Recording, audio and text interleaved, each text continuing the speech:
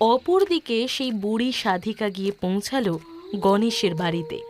গণেশের নাতনি শান্তি তখন গভীর ঘুমে। হঠাৎ শুনতে পেল, এত রাতে আবার কে এলো? দাদু নাকি? কিন্তু দাদু এলে তো আমার নাম ধরে ডাকে, এমন আওয়াজ তো করে না। একবার দেখবো দরজা খুলে। না না, থাক বাবা, দাদু বলেছিল। শোন মা, আমি এই যে রাতের বেলা থাকি না, তুই কিন্তু খুব সাবধানে থাকবি। আমি যতক্ষণ না ডাকছি ততক্ষণ দরজায় কোনো আওয়াজ হলেও খুলবি না কিন্তু, হ্যাঁ? ঠিক আছে দাদু। আর শোন, দিনের বেলাতেও কোনো প্রয়োজন না পড়লে বের হবি না। কিন্তু তুমি আমাকে সবসময় এভাবে লুকিয়ে থাকতে কেন বলো দাদু? শোন, আমাদের গ্রামের 2 গ্রাম পরে যে জঙ্গলটা আছে, ওখানে এক শয়তান বুড়ি থাকে। ও তোদের মতো মেয়েদের তুলে নিয়ে গিয়ে নিজের দাসী বানিয়ে রাখে রে। কি বলছো কি তুমি দাদু? তুমি এত কিছু কিভাবে জানলে? আমি তো কাজের খোঁজে বিভিন্ন গ্রামে যাই, সেখানকার লোকেদের থেকেই শুনেছি। এবার ওই শয়তান বুড়ি যদি তোকে নিয়ে চলে যায়, তখন এই বুড়োটা কি নিয়ে থাকবে বলতো মা? তুমি এত ভেবো না দাদু, আমাকে তোমার কাছ থেকে কেউ কেড়ে নিতে পারবে না।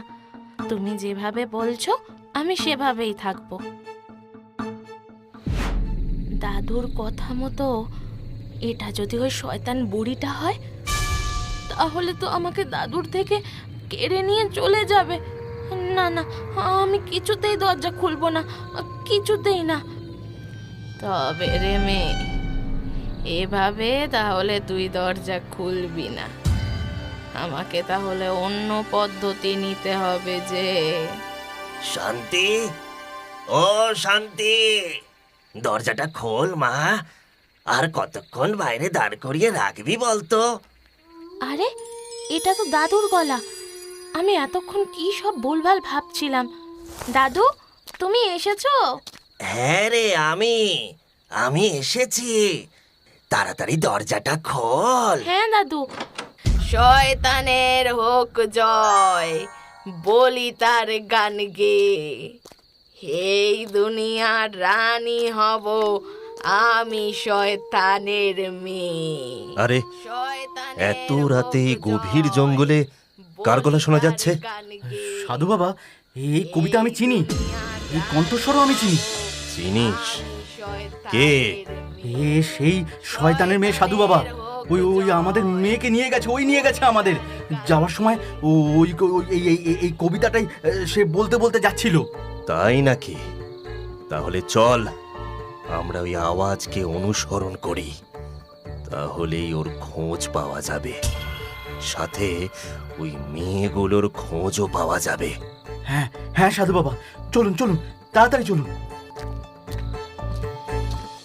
ওরে মদন, দেখ দেখ কাকে নিয়ে এসেছি দেখ।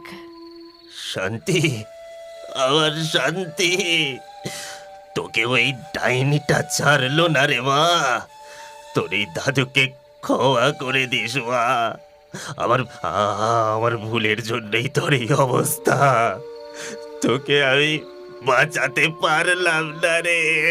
চুপ, একদম চুপ। তোর ওই ন্যাকা কান্না বন্ধ কর, নয়তো তোর হাত দিয়েই তোর নাতনির বলি দেওয়াবো আমি। আরে মা, আপনি এসে গেছেন। আমিও এদিকে প্রায় সব গুছিয়ে ফেলেছি। এবার আমার সাধনা পূর্ণ হবে, আর কেউ আটকাতে পারবে না। হ্যাঁ মা, আজকের পর থেকে আপনি সমস্ত ক্ষমতার অধিকারী হবেন।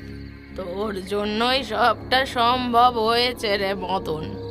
তোকে আমি খুশি করে দেব, দেখে নিস। মা কি যে বলেন, আপনার চরণে থাকতে দিলে। হয়েছে হয়েছে, শোন, আর কিছুক্ষণের মধ্যেই 12টা বেজে যাবে। আমি পুজোয় বসবো। আমি স্নান করে তৈরি হয়ে আসছি। তুই তার আগে পুজোর জন্য 7খানা রক্ত জবা ফুল নিয়ে আয়।